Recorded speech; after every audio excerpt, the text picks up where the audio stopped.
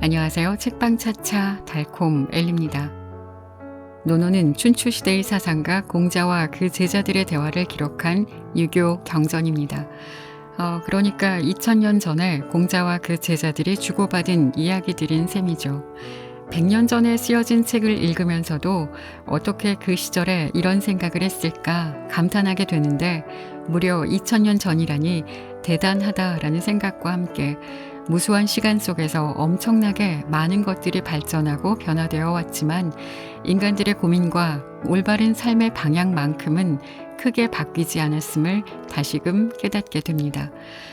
그래서 우리는 공자가 전하는 깨달음을 얻기 위해서 논어를 읽어야 하는데, 원문으로 잘 공부를 한다면 참 좋겠지만 일단 한자에서부터 막히기 시작하죠. 그래서 차선책으로 논어를 쉽게 풀어서 해석하고 시대에 맞게 예시를 든 논어 해설집을 찾아보게 됩니다. 그래서 오늘 여러분과 함께 하려고 준비한 책은 나는 불안할 때 논어를 읽는다입니다. 아마 한 번쯤 들어보셨을 텐데 논어의 첫 구절은 이렇게 시작됩니다. 배우고 제때 익히면 즐겁지 아니한가. 친구가 먼 곳에서 찾아오니 즐겁지 아니한가. 사람들이 알아주지 않아도 화내지 아니하니 군자답지 아니한가. 공자는 군자를 자주 언급하는데요. 이 군자는 원래 군주의 자제를 뜻하는 말이지만 공자는 군자를 이상적 인격의 소유자로 규정하고 있습니다.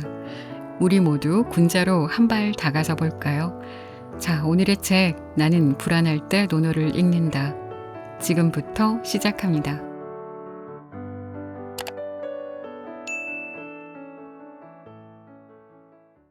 불환인지 부기즈. 나쁜 씨앗을 뿌리고 훌륭한 결실을 바라지 마라. 공자가 말하길 다른 사람이 나를 알아주지 않는 걸 걱정하지 말고 내가 다른 사람을 알아주지 않는 걸 걱정해야 한다. 다른 사람이 나를 알아주지 않는 걸 걱정하지 말고 라는 내용은 논어에서 2번 이상 나오는 문장이다. 공자는 자신을 어떻게 생각하는지를 매우 중요하게 생각했다. 현재도 마찬가지지만 당시의 지식인들은 이런 면에 무척 민감한 반응을 보였다. 나름 상대방을 잘 대해주려고 노력했지만 이를 몰라준다면 호의를 무시당했다는 생각에 섭섭함을 느끼게 된다. 판동독서의 면접을 마친 신입 직원이 이런 말을 했다. 판 선생님을 직접 만나 뵈니 인터넷에서 평가되는 것과는 다른 사람이라는 것을 알게 되었습니다. 그는 온라인에서 나를 폄하하는 어느 기업가의 글을 보았다고 했다. 이런 평가는 어쩔 수 없는 일이라 생각한다. 내가 아무리 최선을 다해도 나를 좋지 않게 생각하는 누군가는 있게 마련이다. 공자는 나와 비슷한 처지에 있는 사람들의 마음을 자주 위로해 주었다.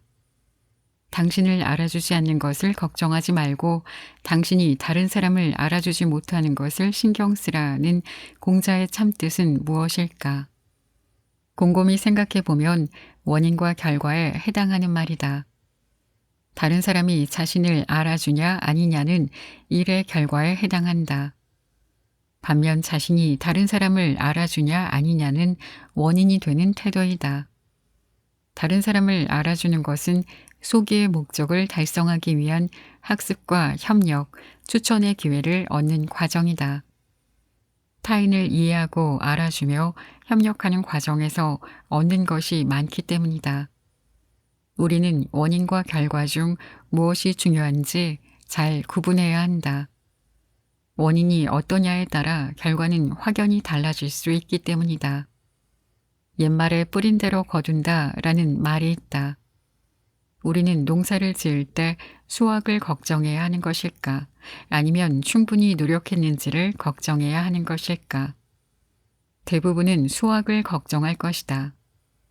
하지만 이는 소용없는 걱정일 뿐이다. 수확은 경작을 얼마나 잘했느냐에 따라 결정되기 때문이다. 그러니 올해 씨앗을 얼마나 적정 시기에 뿌렸는지, 얼마만큼의 힘을 쏟았는지를 걱정하면 그만이다. 우리가 걱정해야 하는 것은 원인이지 결과가 아니다. 결과는 엎질러진 물이며 우리가 통제할 수 없는 영역이다. 평범한 사람은 항상 결과를 감당하는 것을 두려워하며 자신이 손해를 보지 않기를 바란다. 반면 부처는 원인을 두려워했다. 나쁜 원인이 있으면 결과도 나쁠 수밖에 없기 때문이다. 강조하자면 원인에 따른 결과는 피할 수 없다. 지나치게 결과를 걱정하면 초조, 원망, 자기 연민과 같은 부정적인 감정이 생겨나게 마련이다. 좋은 일을 많이 했는데도 결과가 좋지 않다면 결국 원망과 분노에 사로잡히게 된다. 따라서 자신의 영향권 안의 일에 관심을 가지고 자신이 바꿀 수 있는 일에 집중해야 한다. 온고이 지신. 우리 모두는 누군가의 스승이 된다. 공자가 말하길 옛것을 익혀 새로운 것을 알면 스승이 될 수 있다. 어린 시절부터 자주 들어온 문장이다. 스승이 되고자 한다면 옛것을 익혀서 새로운 것을 알아야 한다. 이렇게 짧은 문장을 단독으로 수록한 이유는 뭘까? 나는 공자가 많은 사람이 스승으로서 더 많은 지식을 세상에 전파하기를 바랐기 때문이라고 생각한다. 공자는 당시로서는 획기적인 교육 철학을 정립했다. 요새 말로 교육시장의 블루오션을 개척한 셈이다. 당시 교육은 귀족들만 받는 것이라는 생각이 지배적인 분위기라 그를 아는 사람은 극소수였다. 그런데 공자는 이에 반기를 들듯 이렇게 말했다. 속수 이상의 예를 표시한 사람을 내가 일찍이 가르치지 않은 적이 없었다. 여기서 속수는 육포 10개를 말한다. 공자는 천민이건 귀족이건 육포 10개 정도를 가져온다면 신분을 따지지 않고 사람들을 가르쳤다. 하지만 공자는 혼자 이 교육시장을 관리할 수 없다는 것을 깨달았다. 최대 3,000명의 제자까지 거느렸던 공자는 한계에 다다르게 된다. 이에 많은 사람이 스승이 되어 더 많은 교육을 실천하길 바라는 마음에 이렇게 언급했던 것 같다. 누군가가 공자에게 말했다. 저는 스승님처럼 높은 경지에 오를 수도 없고 지혜로울 수도 없으니 스승이 되기에 적합하지 않습니다. 그러자 공자는 이렇게 대답했다. 옛것을 익혀 새로운 것을 알면 스승이 될 수 있다. 공자의 참뜻은 배운 것을 그대로 따르기만 해서는 안 된다는 의미를 담고 있다. 스승이 한 말을 그대로 외워서 전달하는 것은 의미가 없다. 공자의 말에 담긴 이치를 깨닫고 익히고 응용하기 위해서는 자신의 생각을 첨가해야 한다. 공자의 가르침에서 유용한 부분만 골라 자신의 것으로 만들었던 안회 같은 사람이 좋은 스승의 표본이다. 옛것을 익혀 새로운 것을 안다는 문장에서 익힌다라는 의미에 오는 작은 불로 천천히 익힌다는 뜻이다. 공자는 제자들이 자신의 가르침을 천천히 이해하고 익힌 뒤 새로운 깨달음을 얻기를 바랐다. 이 세상의 좋은 것들은 모두 천천히 얻어지는 만큼 천천히 얻지 못하는 것은 아무것도 얻지 못하는 것과 같다는 독일 철학자 니체의 말도 공자와 뜻을 같이 한다. 옛것을 익힌다는 것은 옛것을 반복해서 고민한다는 의미도 담고 있다. 나는 옛것을 익혔을 때 3가지 유형의 결과가 나올 수 있다고 생각한다. 첫 번째 결과는 옛것을 익혔지만 아무것도 얻지 못하는 것이다. 옛것을 오래 익혔음에도 아무 의미도 이해하지 못한다면 당장 스승이 되기에는 부족한 사람이다. 두 번째, 옛것을 익혀 약간의 깨달음을 얻고 그 속에 담긴 이치를 깨닫는 상태를 말한다. 세 번째, 옛것을 익혀 새 것을 아는 것이다. 과거의 경험을 천천히 되짚어보면서 현재의 상황에 맞게 새롭게 응용하는 것이다. 이 중 세 번째가 바로 옛것을 익혀 새로운 것을 알게 된다에 해당한다. 이런 학습 능력을 갖추고 있는 사람이라면 스승이 될 자격이 충분하다. 공자는 더 많은 사람에게 지식을 전파해 세상에 더 많은 스승을 만들어내는 것을 생계수단으로 삼았다.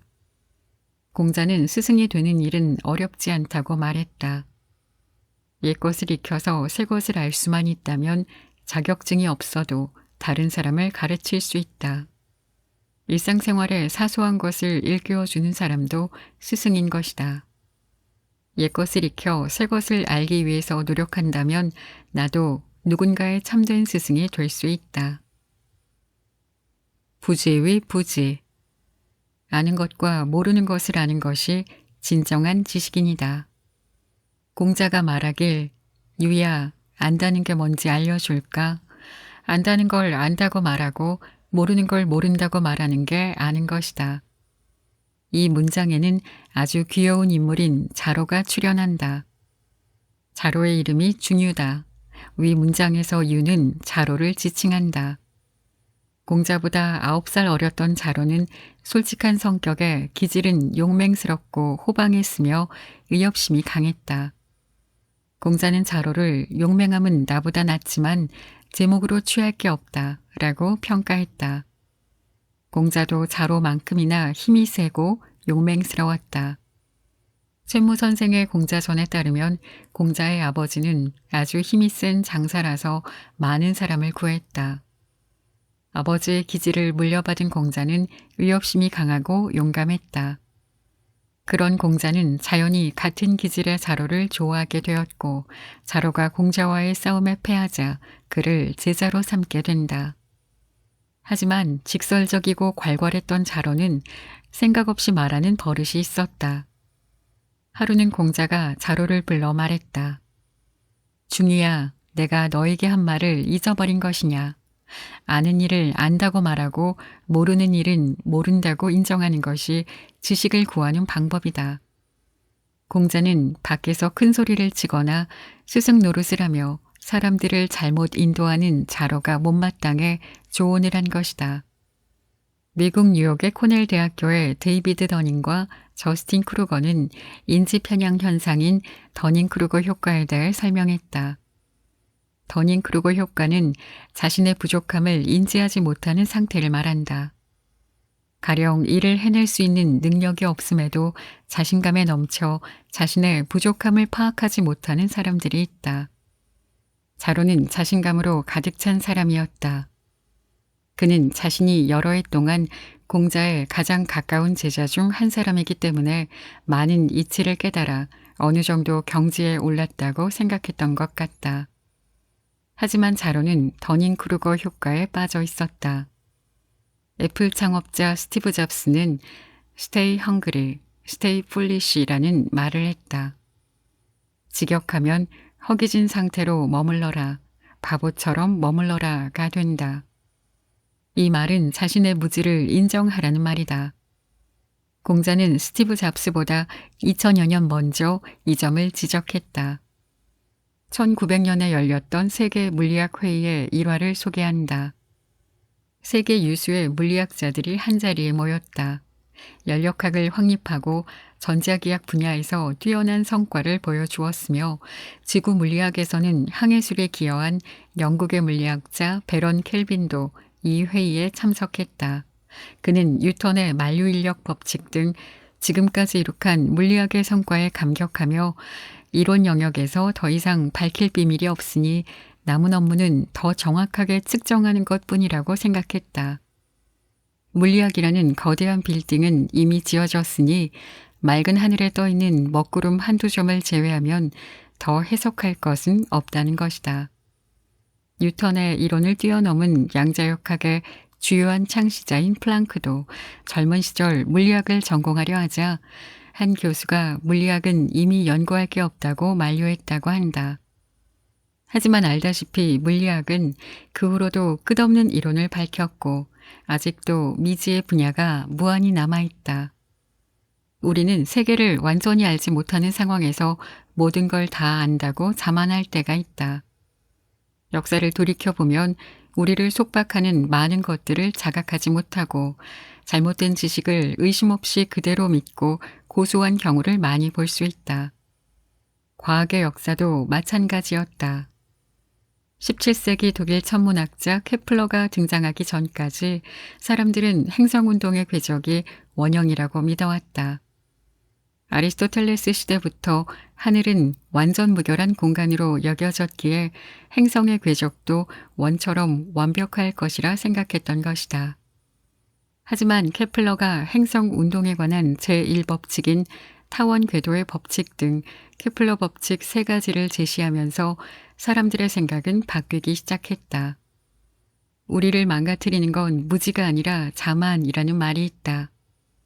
자신의 무지를 인정하는 사람에게는 희망이 있고 자신이 모른다는 걸 인정하는 사람에게는 기회가 있으며 자신이 부족하다는 걸 인정하고 모든 지식을 겸허히 그리고 신중하게 대하는 사람에게는 성장할 기회가 있다.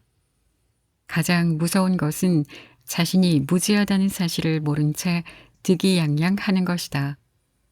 우리는 살면서 여러 분야의 지식을 접할 기회를 만나게 된다. 육아법, 배우자를 대하는 방법, 리더십을 키우는 방법, 마케팅 원칙을 파악하는 방법, 다른 사람과 소통하는 방법 등. 하지만 어떤 사람들은 일부 책에 있는 내용들이 거짓이고 탁상 공론일 뿐이며 지식은 직접 탐색해서 깨달아야 한다고 주장하기도 한다. 그러나 이런 사람들도 책을 읽으며 책 속에 많은 보물이 숨겨져 있구나. 이 사실을 진작 알았으면 좋았을 걸이라고 생각할 것이다. 지식의 결핍을 느꼈기 때문이다. 공자의 말은 자로를 위한 말이자 우리 모두에게 하는 말이다. 우리가 얼마나 무지한지 일깨워주는 고언이기도 하다. 무지함을 인정하는 것은 부끄러운 일이 아니다. 우리를 망가뜨리는 것은 무지가 아니라 자만이다. 모든 걸 안다는 생각이야말로 가장 위험한 태도다. 군자 무소쟁. 군자답게 경쟁하는 3가지 원칙. 공자가 말하길 군자는 경쟁하지 않지만 반드시 활쏘기에서는 경쟁한다. 읍하고 올라가서 내려와 술을 마시니 그 경쟁은 군자답다. 처음 논어를 읽었을 때 가장 마음에 들었던 문장이다. 원래부터 싸움을 좋아하지 않았던 나는 경쟁에 대한 공자의 말에 크게 공감했다. 나는 이 문장의 의미를 2가지로 나누어서 이해하고자 한다.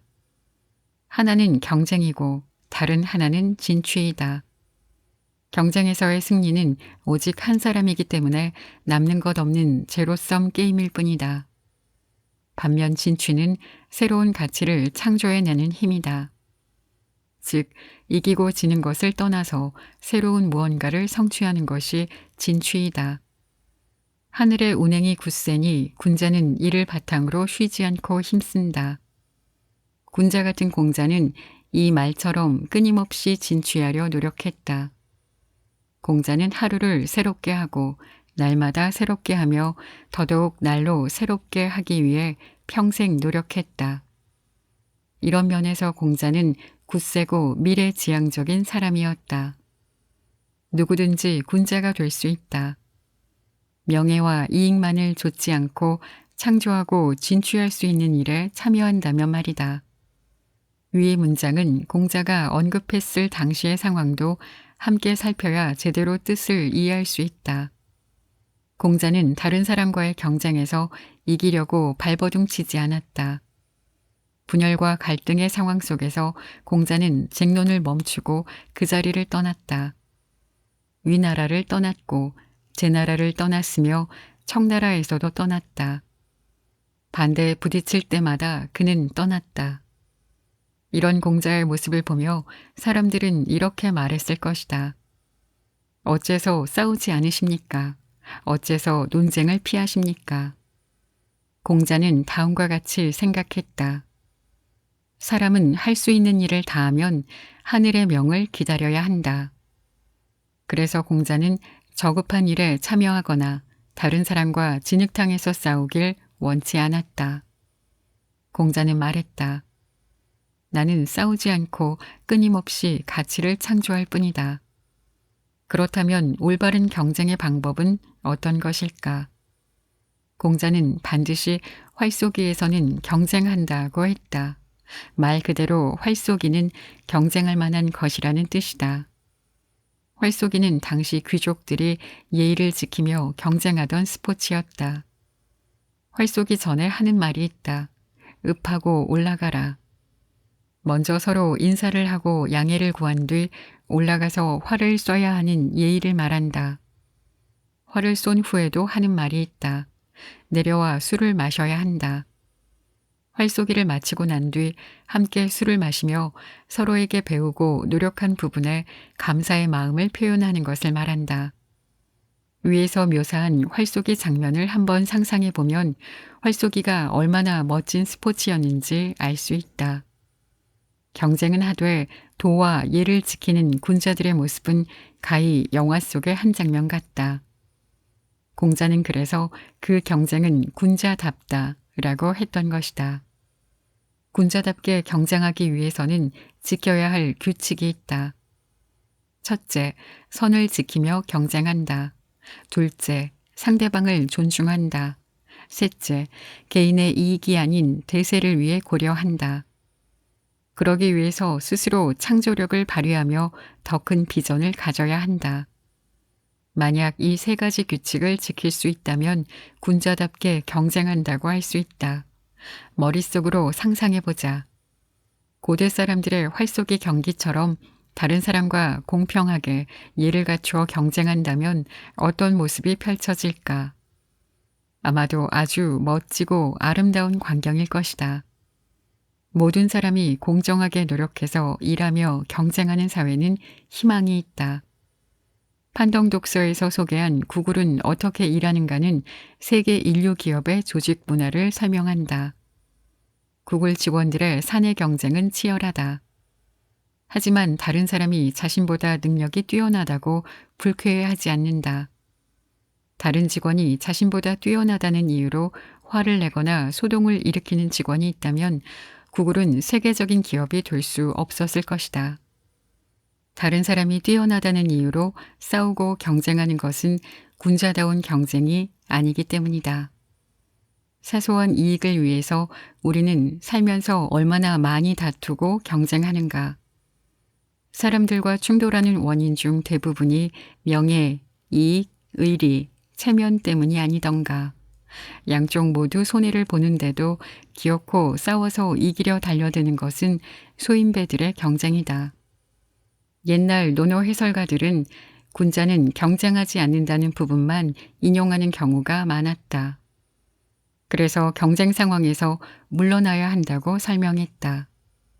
그러므로 이 문장은 아무 말 없이 물러나는 뜻으로 이해되면서 점차 도가에서 말하는 아무것도 하지 않는다라는 무의와 비슷해졌다. 하지만 이 문장에서 우리가 꼭 기억해야 할 부분은 그 경쟁은 군자답다 라는 구절이다. 현대사회는 곧 경쟁사회다. 다만 경쟁에서 진취의 개념을 분명히 이해하고 군자다운 경쟁을 해야 함을 잊지 말아야 한다. 신종 추원. 우주의 무한함, 삶의 유한함을 깨달을 때 마음이 온화해진다. 증자가 말하길 마지막을 신중히 하고 멀리까지 추구하면 백성의 덕이 후함으로 돌아간다. 마지막을 신중히 하고 라는 구절은 엄숙한 죽음을 말한다. 우리는 왜 엄숙하게 죽음을 맞이해야 할까? 죽음 너머라는 책은 소금병과 후추병으로 삶과 죽음의 이치를 설명한다. 식탁 위에 후추병과 소금병으로 출생의 시간과 사망의 시점을 양쪽으로 표시해보자. 그리고 자신이 그 사이 어디쯤 있는지 포크를 놓아보자. 가령 40세의 사람이 80세까지 산다고 가정한다면 포크는 중간에 놓일 것이다. 이렇게 자신의 삶이 어디쯤 왔는지 표시하게 되면 죽음이 멀지 않았다는 걸 인식하게 될 것이다. 죽는다는 것은 당연히 두려운 일이다. 그렇게 생명의 마지막을 맞이하는 방법은 아주 중요하다. 죽음에 대해 생각하는 것은 흘러가는 시간을 소중하게 생각하고 현재의 삶을 진지하고 엄숙하게 대할 수 있게 해준다. 결국 죽음은 아이러니하게도 이런 고민의 시간을 통해 우리 삶의 질을 높여준다고 할 수 있다. 멀리까지 추구하면 이라는 구절은 자신은 물론 조상의 역사를 이해하는 것이다. 공자는 제사를 중요하게 생각했다. 국가를 다스리는 방법의 일환으로 제사를 잘 지내야 한다고 말했다. 조상들에게 예를 표한다는 것은 나라의 역사를 알아가는 과정으로도 볼 수 있다. 자신의 국가와 민족 그리고 가족이 어떤 역사를 가졌는지 알아둘 필요가 있는 것이다. 그렇다면 우리는 역사의 어느 시점까지 거슬러 올라갈 수 있을까? 인류의 역사를 다룬 빅 히스토리라는 책이 있다. 이 책은 인류를 넘어 지구와 우주의 역사를 조망한다. 우주의 빅뱅을 시작으로 지구와 생명과학, 인류까지 아우르는 드넓은 분야의 역사를 폭넓게 다룬 빅 히스토리를 읽고 나는 인류가 운명 공동체라는 생각을 했다. 중국과 미국을 비롯해 모잠비크, 나미비아 등 지구에 있는 모든 국가는 형제 자매이며 결국 하나이다. 왜냐하면 우리는 모두 우주 대폭발로 생겨났기 때문이다. 우주의 발단은 노자가 말한 무에서부터 생겨난다라는 말과 일맥상통한다. 우주의 대폭발로 가장 단순한 원소인 수소와 소량의 헬륨이 출현했고 그 후 산소가 생성됐다. 그런데 산소에는 독소가 있다. 사과가 썩는 것은 산소에 있는 독소가 산화하기 때문이다. 산소의 독소에 서서히 적응한 인류와 동물들은 지구에서 생존하게 된 생명체이다. 함께 적응하며 살게 된 이들은 당연히 하나의 공동체를 이루며 살 수밖에 없는 것이다. 우리가 우주 대폭발을 공부한다는 것은 멀리까지 추구한 것이라 할 수 있다. 이렇게 먼 역사를 배우면 마음과 시야가 넓어진다.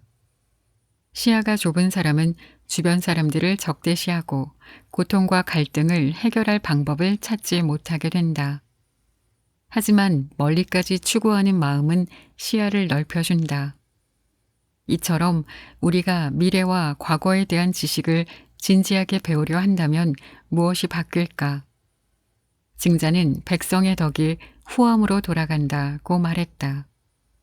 여기서 후함에서 후를 온후로 해석하는 경우가 많다. 나는 이를 편향적인 해석이라고 생각한다. 그렇게 해석한다면 모든 사람이 온화하고 충직하게 변해야 한다고 쇠뇌하는 말이 될 수 있기 때문이다. 그래서 나는 후함을 중후의 의미로 보고 민심이 성실, 착실, 소박, 근면하게 변한다는 뜻으로 해석한다. 민심이 이렇게 변할 때 사람들은 노동의 가치를 믿고 자연의 법칙을 두려워할 것이다. 편법을 사용해 자신이나 다른 사람을 속이지 않게 될 것이다. 그렇다면 후함의 반대는 무엇일까? 바로 경박함이다. 만약 백성의 덕이 경박해진다면 재물과 명성만 조차 전체 사회가 무질서하게 변할 것이다. 백성의 덕이 후함으로 돌아가 사람들의 인품과 덕성이 풍성해지고 마지막을 신중히 하고 멀리까지 추구하려면 삶의 유한성을 깨달아야 한다. 그리고 역사를 계승해야 할 책임과 미래를 예견하는 지혜가 필요하다.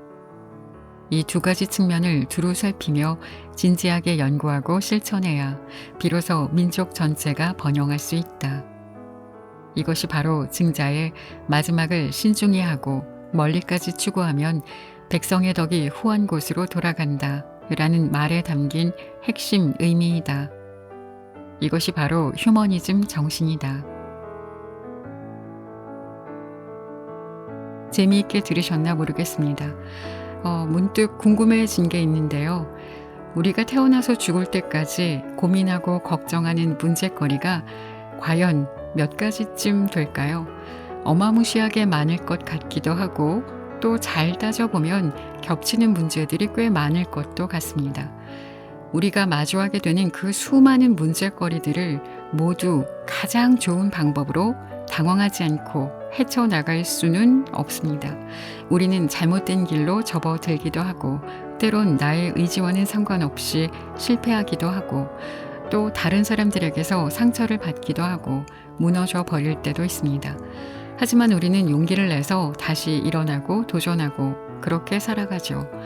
다만 우리가 오늘 이 책을 통해서 배울 수 있었던 건 똑같은 실수와 똑같은 문제를 반복하지 않을 수 있는 지혜 아닐까요? 똑똑한 사람이 되기보다는 지혜로운 사람이 되어서 현명하게 모든 문제를 담담히 해결해 나가는 사람이 되고 싶습니다. 그러기 위해서는 더 열심히 공부하고 생각하는 사람이 되어야겠죠. 오늘의 책 나는 불안할 때 논어를 읽는다가 그런 면에서 여러분들께 도움이 되었기를 바라면서 저는 이만 인사드립니다. 지금까지 책방차차 달콤 엘리였습니다. 감사합니다.